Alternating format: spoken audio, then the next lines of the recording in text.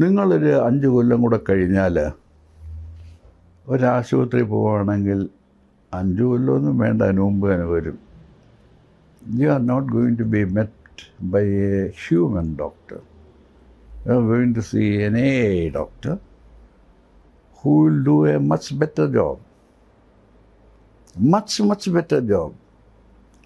കാര്യം ഇയാളുടെ ഡേറ്റ അനാലിസിൻ്റെ കഴിവ് എന്ന് വെച്ച് കഴിഞ്ഞാൽ അൺബിലീവബിളാണ്. The gathering of the data, അതിൻ്റെ സ്പീഡ് അപാരമാണ്.